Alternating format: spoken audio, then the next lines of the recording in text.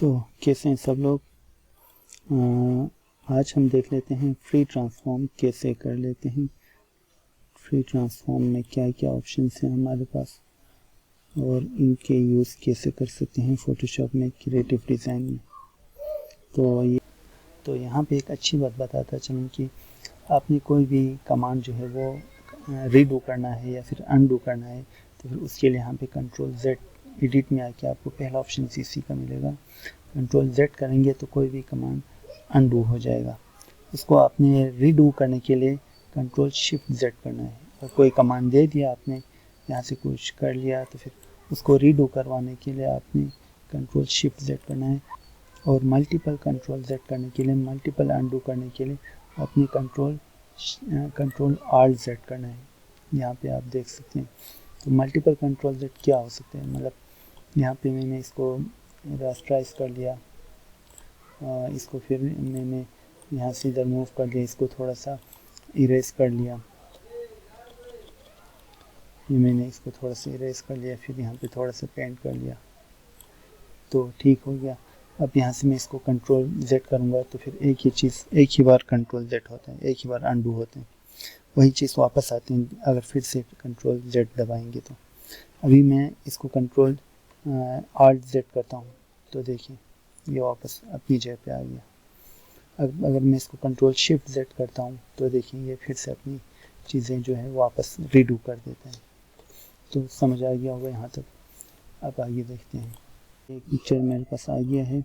अभी जो इसके ऊपर ये जो क्रॉस वाला फ्री ट्रांसफॉर्म के जो लाइंस बने हुए हैं, इसको ख़त्म करने के लिए इसको स्मार्ट ऑब्जेक्ट कहते हैं। इसकी फ़ायदा ये होता है कि आप इसको जितना भी बड़ा कर लें ये फटता नहीं है, ये जो है वो नहीं होता। इसको जब आप ओके कर देते हैं तो फिर ये अच्छे पिक्सल्स में आ जाते हैं। अब इसके पिक्सल्स ख़राब नहीं होते। इसको जब आप स्मार्ट ऑब्जेक्ट में रख के जितने भी बड़ा कर लें, इसके पिक्सल्स ख़राब नहीं होते। अगर हो भी जाए तो फिर ये क्लियर हो जाते हैं। तो इसको जो स्मार्ट ऑब्जेक्ट हैं उसको एडिटेबल बनाने में, क्योंकि अभी ये एडिटेबल नहीं है, इस पर हम कोई ब्रश से पेंट नहीं कर सकते, कोई टूल इस्तेमाल नहीं कर सकते इस पर, क्योंकि ये एडिटेबल नहीं है। इसको एडिटेबल बनाने के लिए हम यहाँ से इसको रास्टराइज लेयर कर देते हैं। उससे पहले हम इसको फिर से दोबारा अपनी हालत में लाएंगे ताकि इसके पिक्सल्स ख़राब ना हो जब हम इसके ऊपर काम करें। तो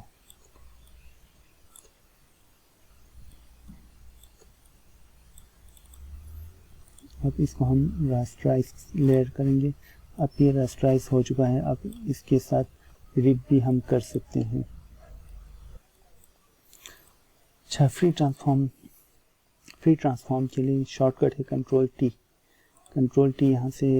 यहाँ पे भी आपको नज़र आएगा कंट्रोल टी इसका शॉर्टकट है। इसके अंदर कुछ और ऑप्शंस हैं।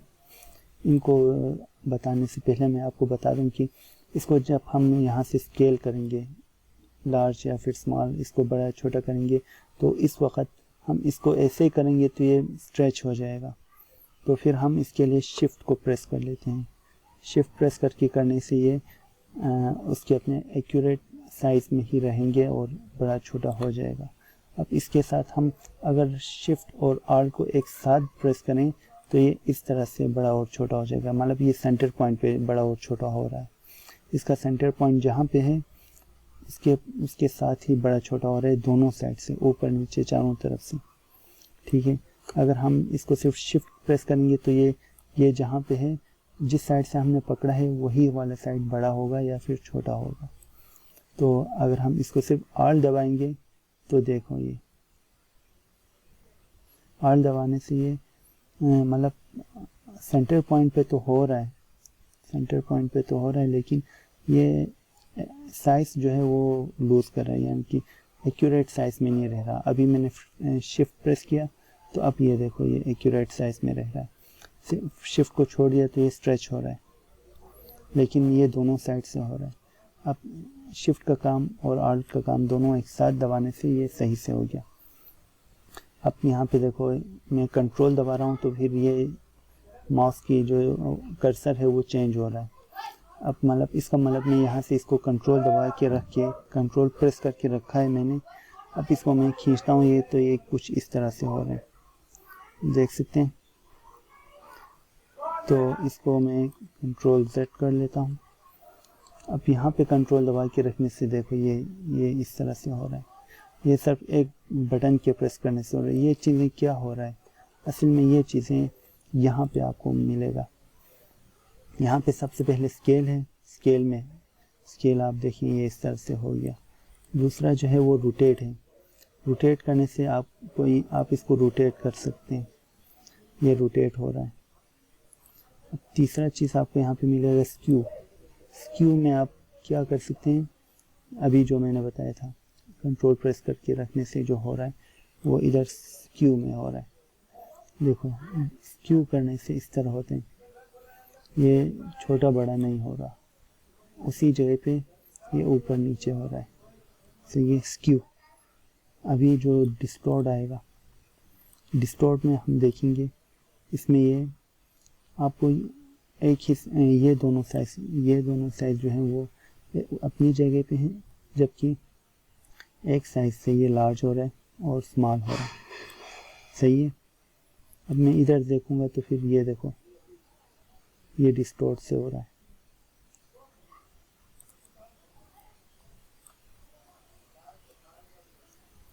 ये डिस्टॉर्ट से हमने कर दिया। इसको कंट्रोल Z कर लेता हूँ। अब देखते हैं अगला जो पर्सपेक्टिव है उसमें क्या होता है। पर्सपेक्टिव में कुछ इस तरह होता है ये चीज़। सही है। यहाँ पे देखिए इसको मैंने ऊपर किया तो फिर दोनों साइड से आ गए ऊपर, अगर मैंने फैला दिया तो फिर देखो ये इस तरह से हो रहा है।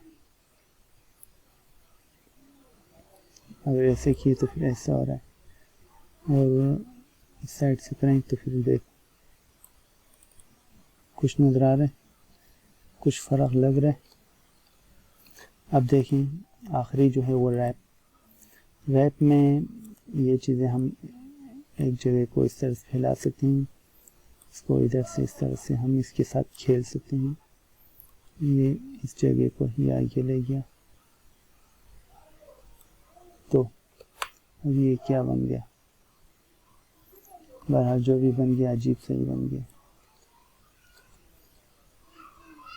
कंट्रोल Z कर लेते हैं। रैप करने से ये होते हैं, देखो इस जगह एक जगह को फैला सकते हैं, बाकी जगह अपनी जगह पर है।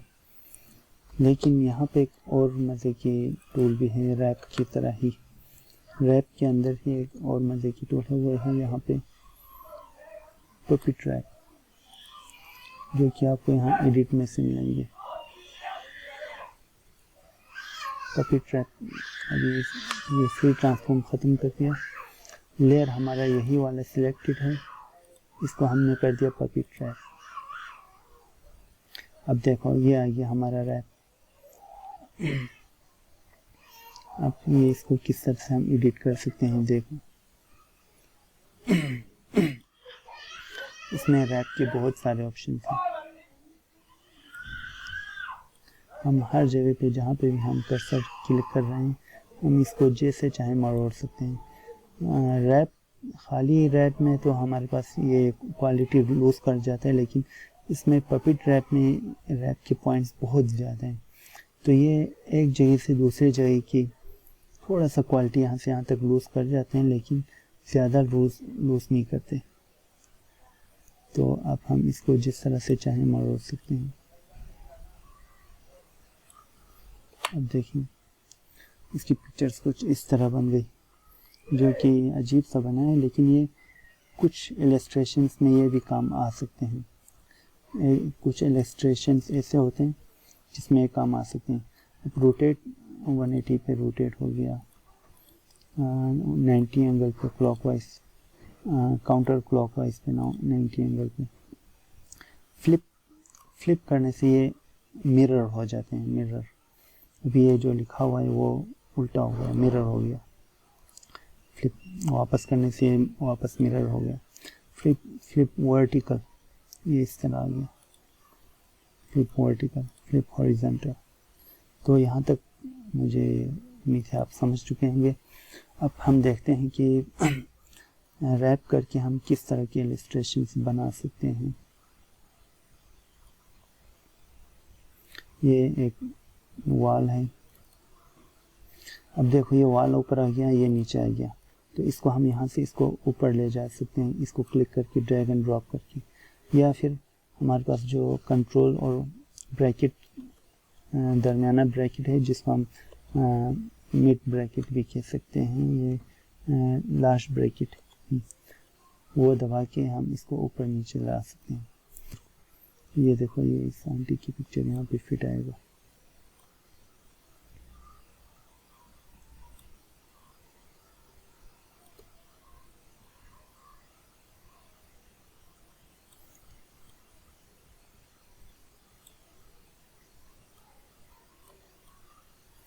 अब इसको हम पर्सपेक्टिव कर लेते हैं।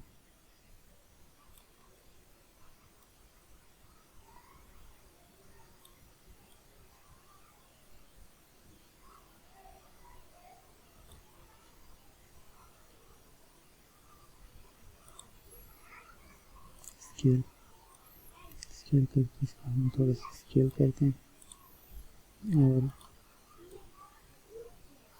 इसको हम यहाँ से स्क्यू कर लेते हैं। अब ये आ गया थोड़ा सा नीचे,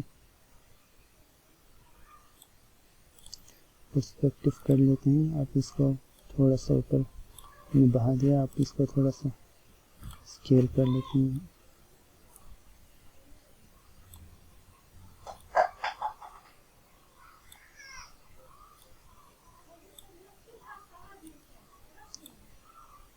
ये इंटर करके, जैसे यहाँ पे कोई पेनाफ्लेक्स लगाया हुआ हो इस रूम में, तो इस तरह से हम पर्सपेक्टिव और ये चीज़ें यूज़ करके इमेज बना सकते हैं।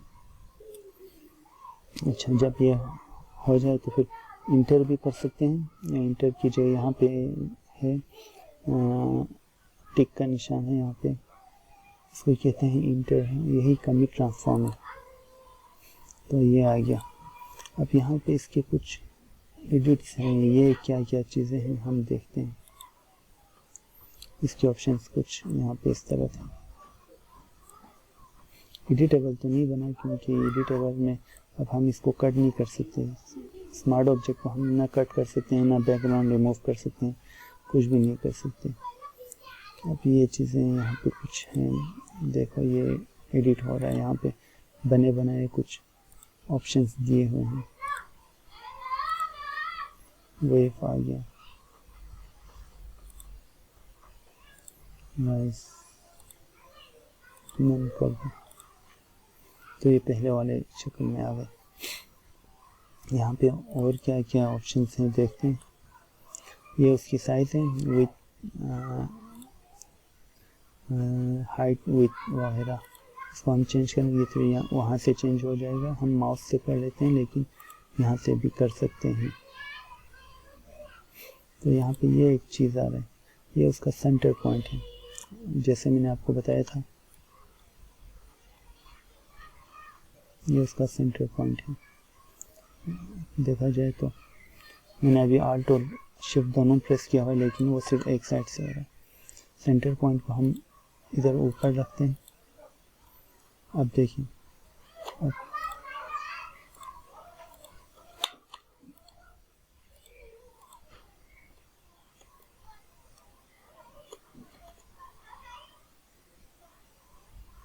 ये देखो सेंटर पॉइंट की वजह से ये हो रहा है।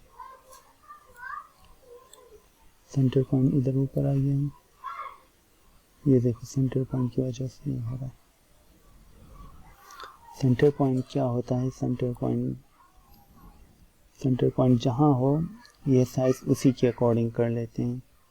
अभी देखो सेंटर पॉइंट यहाँ पे है, अगर मैंने इसको नीचे लाया तो फिर अब ये जो है उसी के अकॉर्डिंग ही होगा। तो सेंटर पॉइंट की एक और अच्छी बात ये है कि ये रोटेट भी सेंटर पॉइंट पर ही होता है। अभी ये सेंटर में है तो रोटेट हम करेंगे तो इस तरह से रोटेट हो रहा है, लेकिन हम अगर सेंटर पॉइंट को यहाँ पे लाते हैं तो ये रोटेट भी सेंटर पॉइंट पर ही होगा। तो सेंटर पॉइंट भी बहुत काम की चीज़ है। सेंटर पॉइंट ज्योमेट्री में बहुत यूज़ होता होगा। ज्योमेट्री यानी कि हम कोई फ्लावर डिज़ाइन कर रहे हैं तो फिर हम सेंटर पॉइंट को अलग अलग जगह पर मूव करके चीज़ों को अलग अलग शेप में, स्केल में रोटेट करवा सकते हैं।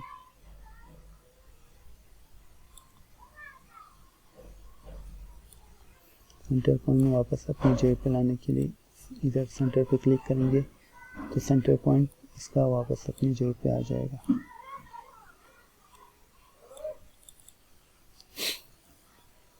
तो यहाँ तक समझ आ गया।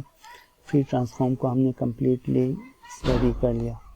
अगली वीडियो में हम एक और अच्छे टूल्स देख लेते हैं। बने रहिएगा हमारे साथ।